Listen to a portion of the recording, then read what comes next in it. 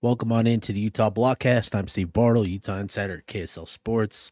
Appreciate everybody for tuning in and listening and being a subscriber. I greatly appreciate the support of the Utah Blockcast. It's like I said, it's greatly appreciated, and looking forward to doing more this off season and all that. But on this episode, I'm gonna dive into Utah's 2025 Big 12 schedule. That was released earlier today. I've been busy doing stuff with KSL Sports, which is exciting, and now I get some time just to chop it up on the Blockcast, which is great.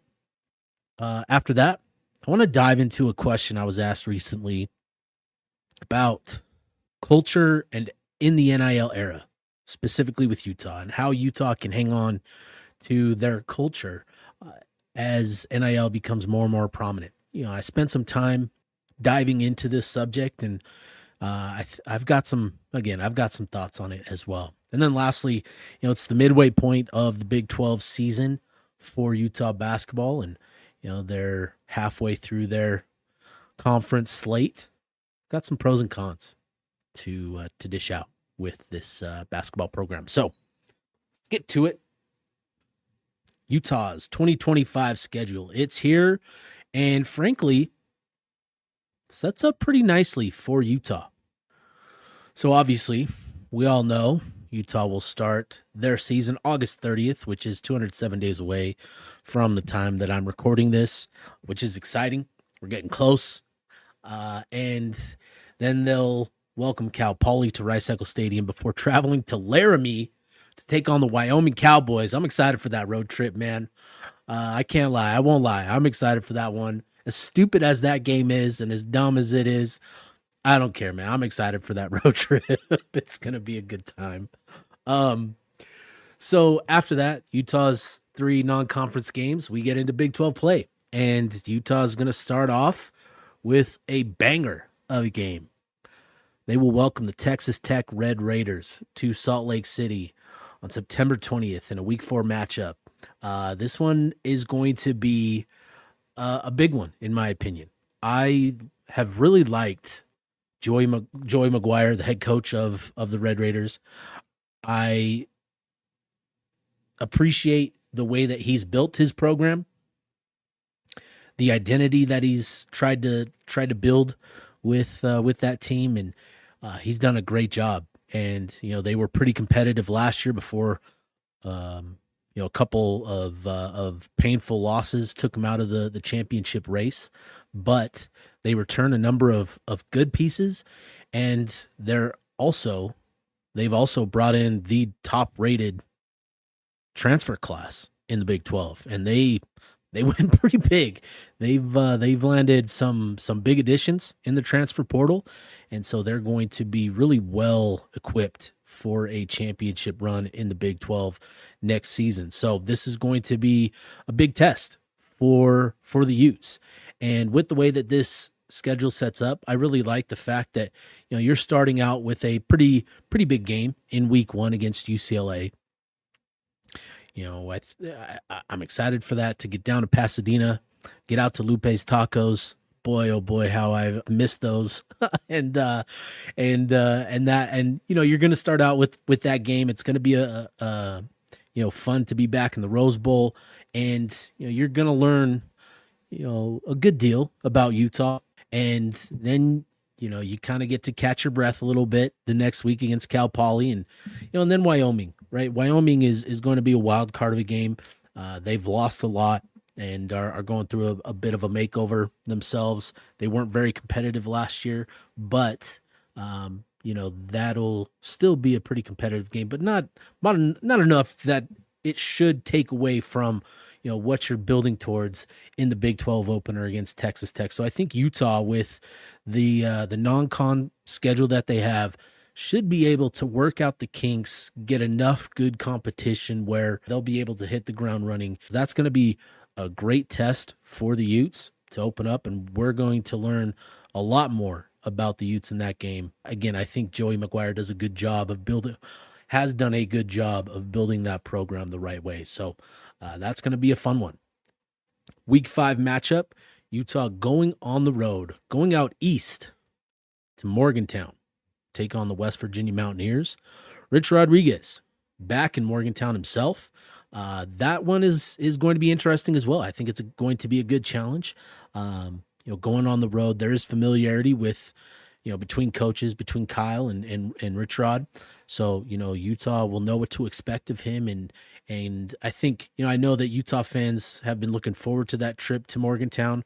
And many were hoping to see that earlier in the schedule, and they got their wish. So I expect to see a good amount of Utah fans out east in week 5, which will be a lot of fun to see.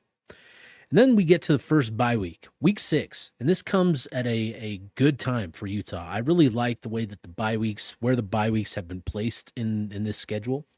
You get one week 6, which allows you to recoup, to rest, and to work on some things, because the next 3 weeks on Utah's schedule are the most difficult weeks of the schedule. In week 7, Utah will welcome Kenny Dillingham and the Arizona State Sun Devils to Salt Lake City for a big matchup in the Big 12. Obviously bringing in the reigning champions. It's an opportunity for Utah to get a big win on their home turf. Arizona State is also going to be coming off of a bye in week 6. So, both teams are going to be ready to go for that one. So I expect that one to be an absolute slobber knocker of a game and an important one in the Big 12 race. Utah obviously going to be looking for revenge after falling to Arizona State this past season in Tempe. And I think the fan base has to play a big role for Utah in that game. Because the next week, the Utes are going on the road to Provo, 50 miles south. BYU, Utah, rivalry game. Really excited about this one. This is going to be for them, so they have a bye week in week 3 of the season. This matchup against Utah is going to be the 5th of 6 straight games that the Cougars have to play on their schedule, which is pretty tough. That includes a couple games. I think they've got Colorado on that schedule that they play in. They also play the West Virginia Mountaineers at home and then go on the road to Arizona the week before. So pretty tough schedule for BYU. But we know what this game is. It's going to be a big one. And, it'd be great if Utah fans travel down to that one as well, make their presence felt. It's going to be a big matchup and another big one in the Big 12 race. And then this is the following week after the BYU game. This is like the only schedule loss that I see on the schedule. So after playing BYU, which we know the toll that takes on players, it demands a lot of them mentally, emotionally, physically. Utah welcomes Coach Prime and the Colorado Buffs to Salt Lake City, where the Colorado Buffs are going to be coming into that game off of a bye week. So they're going to be fresh, ready to go, and that's going to be tough. As we learned this past season, that, teams coming off of byes, it's a pretty significant advantage, right? Arizona was able to knock off Utah in week 5. They had an extra week to prepare with a bye week in week 4. TCU also, I think that was like week 7, week 8. They had a bye the week before and came into that one ready to go. And you could see the difference, right? In terms of just the juice that each of those programs had against Utah. And so, that's going to be a tough one for Utah. And obviously that's the here and now looking at this on paper, but that's going to be a difficult one for the Utes, just all things considered, coming off of the bye week and all of that. So are coming off of the BYU game and Colorado coming off of the bye week. So that's the most difficult game on the schedule, in my opinion. Then after that, you welcome the Cincinnati Bearcats to Salt Lake City. So you have back-to-back home games to finish off that next section of the schedule. And then you get into your second bye in week 11. And this comes at a pretty nice time as well. A week 11 bye, most seasons, you're like, what's the point even by that point? But with it being the second bye week, getting that in week 11, I think is particularly valuable because you get Cincinnati the week before, you get a bye week, and then you've got a 3-game stretch to finish out the season. You go on the road to Baylor in week 12. You welcome Kansas State to Salt Lake City in week 13, and then you go on the road to Kansas Thanksgiving week to take on the Jayhawks. So that final bye week allows the players to refocus, to rest up, and to get ready for the final 3 weeks. Kansas State and Kansas are and all 3 programs are going to be really, really good next season. Baylor, keep in mind, they started the year 2-4 this past season and then ripped off 6 straight wins. Dave Aranda found something, found the magic, found MJ's secret stuff, and got it going with the Bears. And I think a big part of that was Sawyer Robinson, the quarterback, who just turned into one of the top passers in the country. And he's got weapons to throw to. Baylor's done a good job of recruiting talent to that program, both from high school and from the transfer portal. Same with Kansas State. Avery Johnson did not live up to expectations, the lofty expectations that many put upon him, but I still think he showed some good moments, some good flashes, and going into his second year as a starter, what sort of progress does he make? I think Kansas State is going to be another top contender in the league. And they've added some nice pieces from the transfer portal as well. It's nice to have that game at home. To finish up with Kansas, Kansas is going through a big overhaul as well. I think they've welcomed something like 40 players to their roster at the midseason point, but they will welcome they bring back 6-year quarterback Jalen Daniels, and he had a pretty up and down year himself, but he's started to figure things out in the second half of the schedule, and I think going into year 6 for him, he's going to be a leader in the conference at that quarterback spot. So all in all, again, a pretty fair schedule, pretty favorable schedule, to be quite honest, with the way that the buys are set up, with how it breaks up the schedule. Utah starts with 5 games. They have a middle section of 4 games, and then they finish the year with 3 games. And I think that's really nice for Utah in how that breaks up the season. So lots to like about the schedule. And again, Colorado, Arizona State is going to be coming off a bye with Utah. Baylor is going to be coming off a bye with Utah the week before. Colorado is the only team that will be coming off a bye when Utah doesn't. And I think that is that's nice. Nice to see. It would be nice to see Utah be able to come off a bye and play another program that's not coming off a bye. It would be nice to see that, but we'll take this schedule and not gripe too much about it. So overall, I think you can feel comfortable with this schedule for Utah in 2025, and I don't see too many issues with it.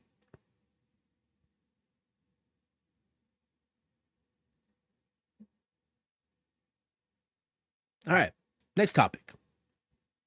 I was recently asked about how Utah might pivot or tweak how they go about preserving their culture in the NIL era. And that is such a fascinating question. I think Utah and a lot of programs have had to go through a bit of an evolution to learn how to preserve culture, while embracing NIL and all that comes along with it. I think we understand what NIL and the money that these players are now receiving, right? They've earned it. They deserve it. I think we can all agree with that they deserve to be compensated for, what they're doing for the program and the university itself, for the money that they generate. They deserve to be compensated for it. But, with that money, there's also things that come along with it, right? You can see players become a little more entitled. You can see players become a little bit more self-indulgent. And those are things that, haven't really fit well within the culture of Utah's program and many programs. And I think learning how to manage that, learning better equipping yourself to embrace that, and learning how to still identify the players that fit your program, I think is important for Utah. So spent a lot of time over the last couple of days and last week or so looking into this topic and listening to coaches talk about culture and NIL, reading up on as much as I could about the subject, and I've got some thoughts about Utah and just in general. And this isn't to say that Utah isn't doing these things, they aren't doing these things, or that they're struggling with these things. There are certain things that I will point to and that, but for the most part, I think Utah has done a good job of managing culture and NIL. And so, I think it's important to keep in mind that this isn't unique to just Utah. Utah is not the only program that's going through this evolution. A lot of programs have had to learn how to embrace NIL and how to figure out how to manage their culture with it. So, first, before we get into all of it, what is culture?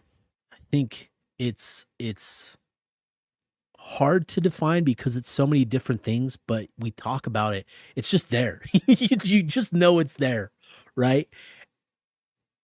I think, and how I define it, is it's a reflection of the head coach and his coaching staff's views, beliefs, and vision for what he wants the program to be, for what they want the program to be, how they want to play. And it's the buy-in from the players, right?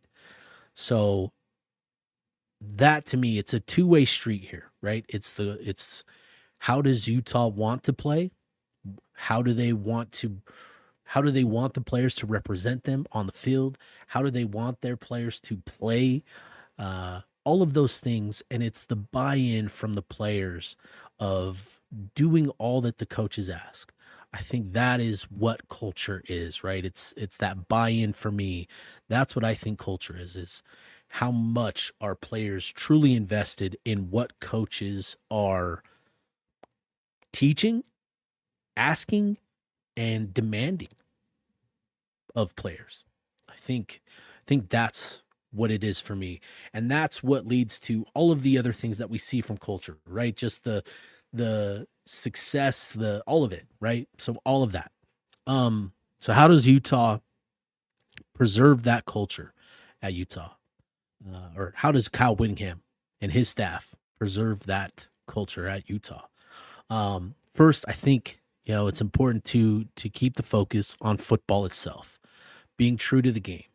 Keep the main thing is something that I heard quite a bit in listening to other coaches. And again, just to reemphasize, the main thing here are the relationships and football. Those are the main things. So with that, I believe it all starts with recruiting. And I think the main thing in recruiting has to continue to be the relationships that coaches build with those prospects. That means coaches have to be, altruistic, even more so than what they already are in recruiting with recruiting in today's world.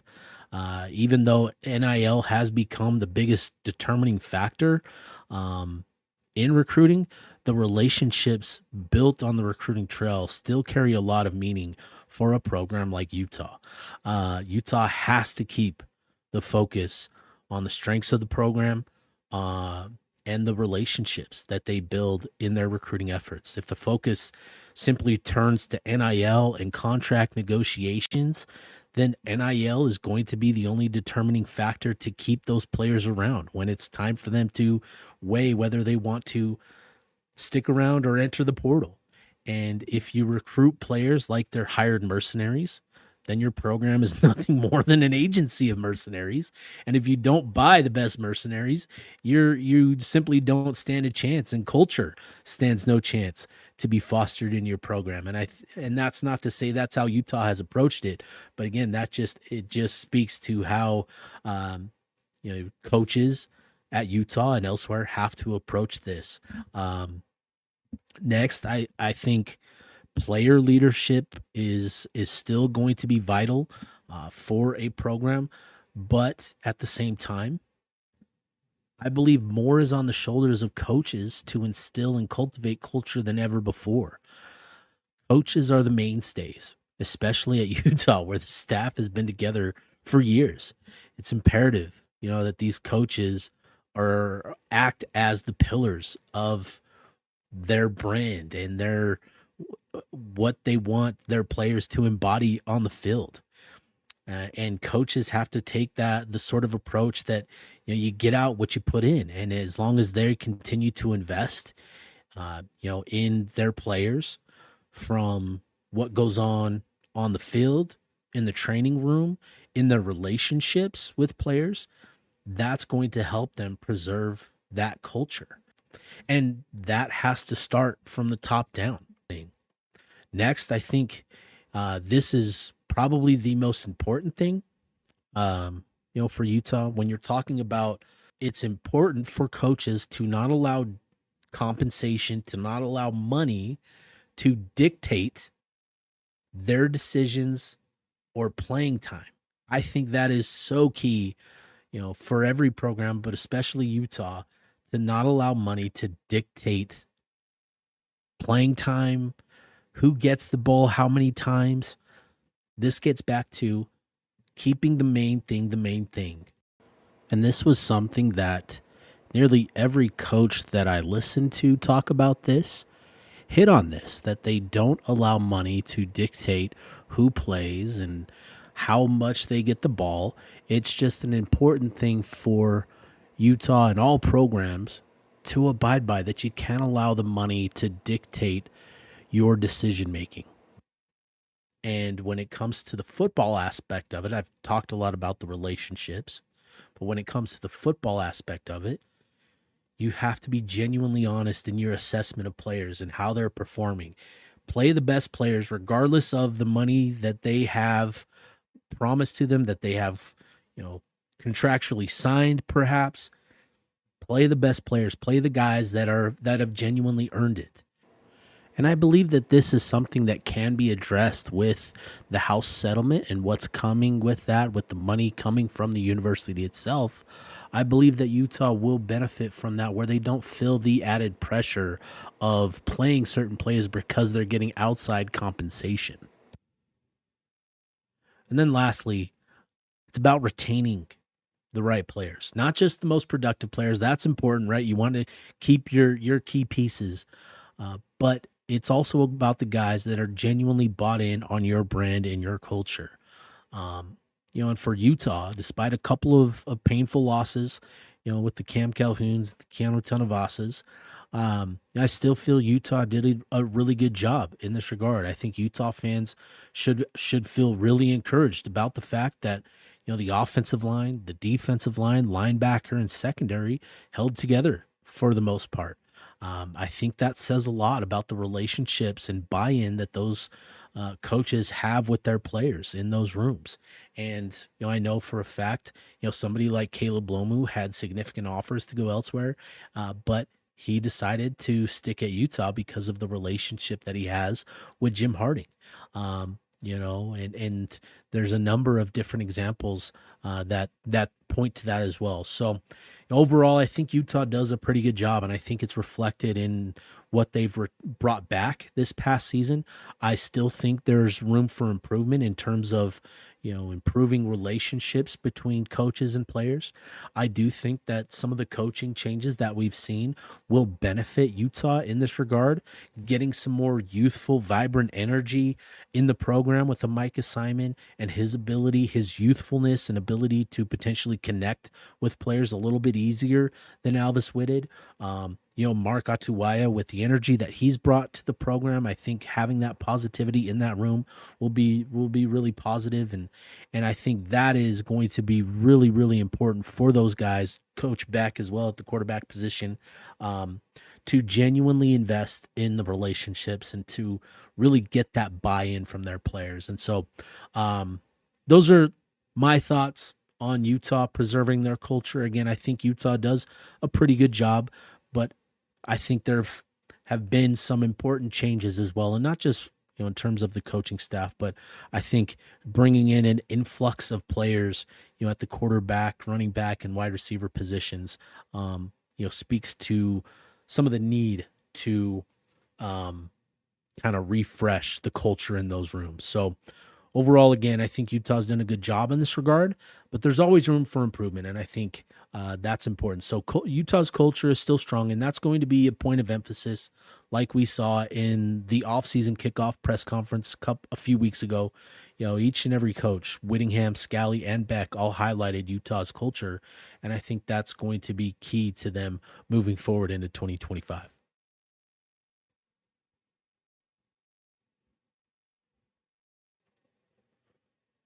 All right. Last one here for me. Utah basketball coming off of an 81-72 loss to Oklahoma State on Saturday. They welcomed the Colorado Buffaloes to the Huntsman Center Wednesday night, which by the time you're listening to this will be later tonight. I apologize. Meant to record this many days earlier, but here it is. So Utah is now 12-9 on the year, 4-6 in the Big 12. And I think there's some good things and some bad things going on with the program. So with it being the midway point of conference play, Utah's got 10 more games to go. I think it's a good time to kind of weigh some pros and cons of the program right now. So pro number one, Utah isn't in last place at 4-6. They're currently tied with UCF, TCU, and Kansas State in the middle of the Big 12. And I think what's really disappointing is the fact that Utah had a prime opportunity to get a road win, a rare road win in the Big 12 at Oklahoma State this past weekend, and just failed to show up. And, a win there and you get to 500, and suddenly you're knocking on the door of the top half of the conference and putting yourself in a position to, add another couple wins or two, and you're suddenly potentially building a quiet, resume, right? If you get that road win and then you parlay it into win against Colorado, maybe a win at West Virginia. Unfortunately, Utah did not take care of business against the Cowboys.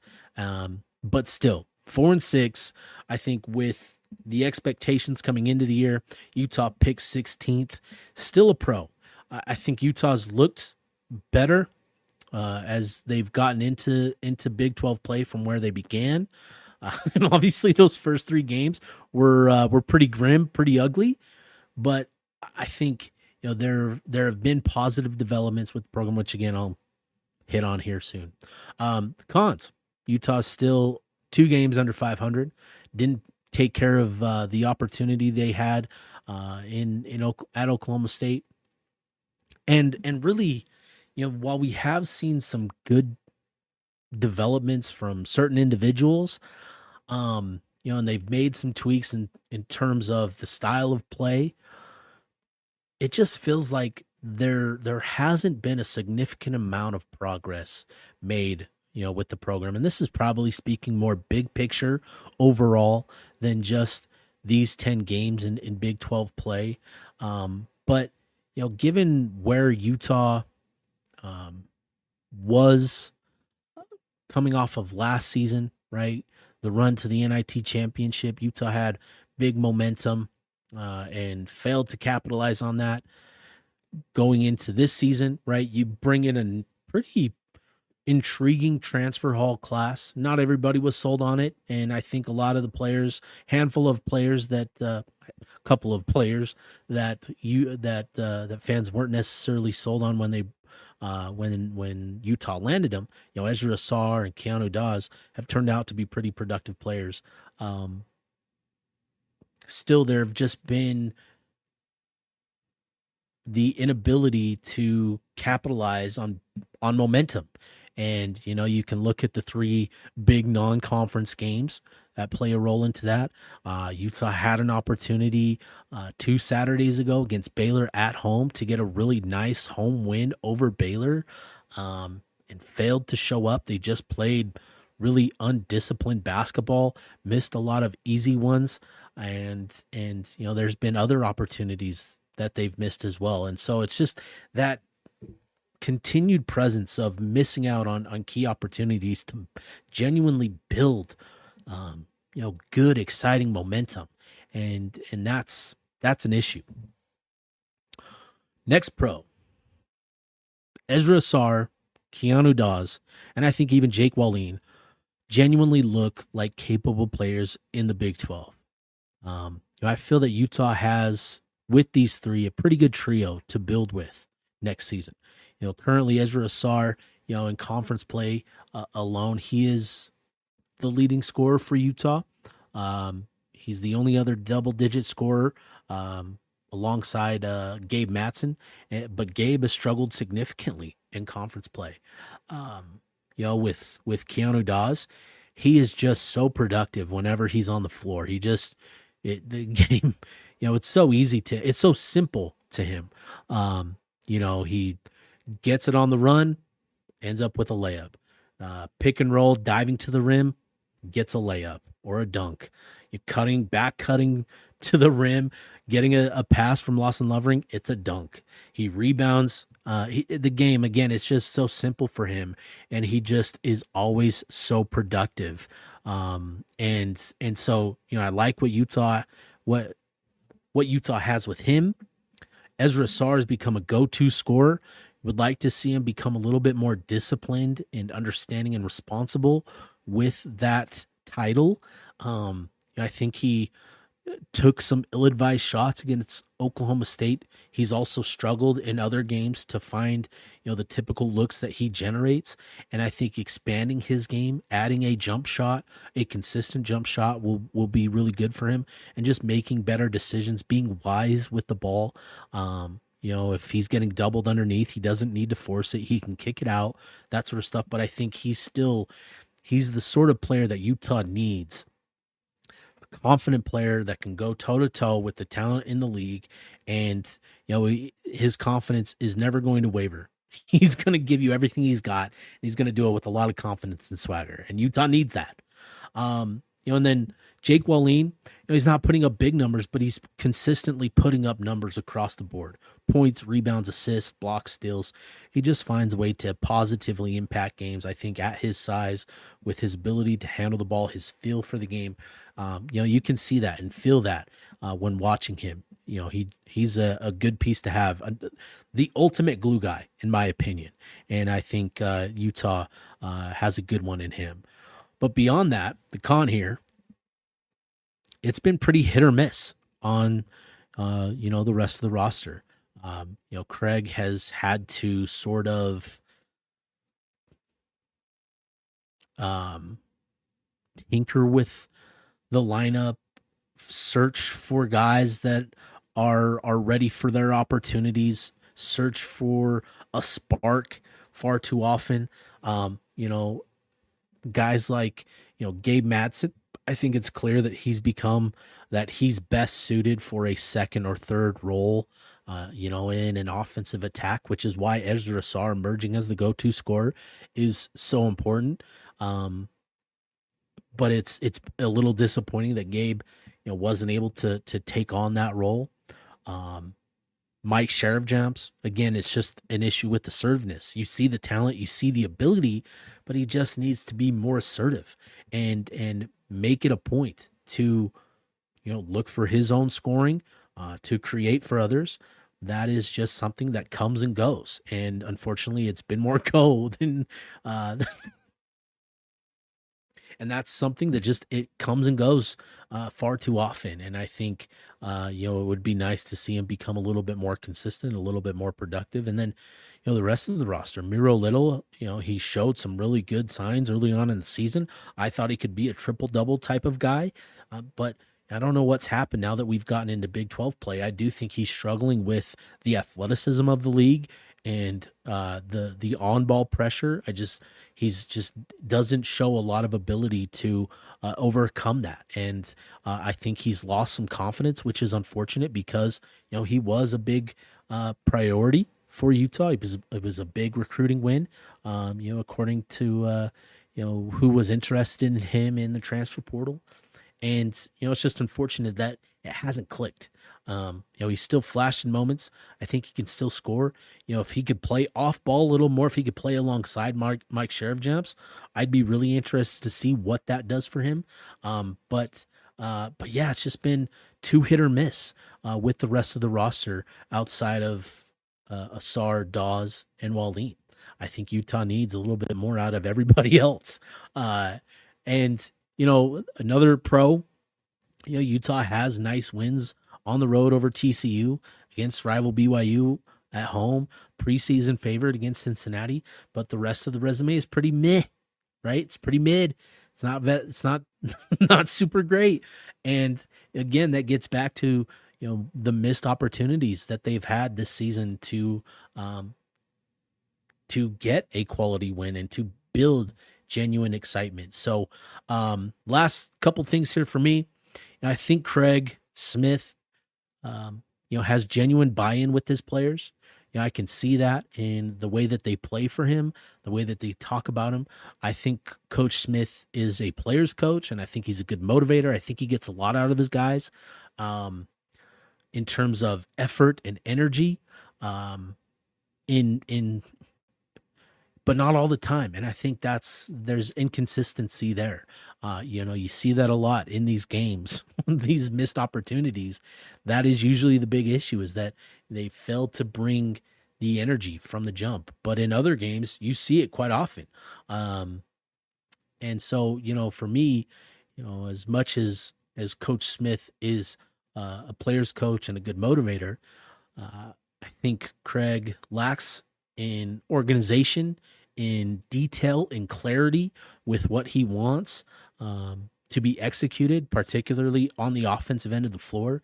There just have been too many minutes where Utah's offense, it just looks like they don't really have an idea of what they're doing. There's a lot of uncertainty on the floor, and I think Coach Smith would benefit a lot from becoming more concise, more clear and detailed with what he wants his guys to execute. And, I do think Craig is good with X's and O's. Utah's scored on a lot of inbound plays, and that points to your ability to draw plays and create looks. But that is still an area where I think Craig needs to genuinely assess what he's asking his players to execute and to, again, become more clear and concise with what he wants. So, I know that there's a lot of frustration with the basketball program, in particular with Craig Smith, and, Utah is in, a tough spot because, again, I think it's hard to fire a coach that has buy-in from his players. I think his players are playing hard, but I think there's obviously a lot of room for improvement. And that's a difficult situation to figure out with how to approach Craig Smith. I think, the fan support is as good as it's been in years. The Huntsman has consistently been, fairly filled, more so than in years past. And fans have showed up. The student section has showed up for the last few games as well, which has been great to see. I think, Utah is close. They're so close. They're knocking on the door, finally breaking through, it feels like. But at the same time, it feels like they're so far away when they play these quality teams. And so Utah obviously needs to continue to raise the level of talent across the roster, particularly the level of athleticism in the backcourt. That's been their biggest issue. In Big 12 plays, they just don't have the athletes to handle the other athletes in the Big 12. And that's created too many issues for them. And I think, a lot of this stems from the amount of money that is invested into the basketball program's NIL situation. When Utah is scrapping for $2.5 million, and you've got other programs that are handing out $2 million contracts to individual players, right? Coleman Hawkins at Kansas State has a $2 million deal. Texas Tech in 2023 had a $3 million roster. So you can imagine what that is now. Kansas, with what they invest in that program, right? You're just dealing with so many programs that are probably spending at least 5 million, and on their roster, and Utah is, here we are with 2 million. It's difficult to acquire the level of talent that you need, the amount of talent that you need to contend at the upper end of the conference. And if you elect to fire Craig, you're going to dig an even deeper hole in terms of the money required to turn things around. And so it's this tough situation to be in all around. I think Craig can get the job done. As I said, I think there's a lot of room for improvement with him. But I think he's a guy that, he genuinely cares about his players, genuinely wants to get the most out of them, and does a good job of developing them. But still a lot of room for improvement. So, a lot still to contend for. Colorado Wednesday night, you go on the road to West Virginia, then you have Cincinnati next week as well. Utah has a chance, a slight chance, to add a road win, after this Colorado game. Got to take care of business against the Buffs. That game is going to be more difficult than I think what analytics may say, given the familiarity between Colorado and Utah. So, a lot to unpack with basketball, as always. But appreciate everybody for tuning in on this one. Thank you so much for the support. And talk to you later.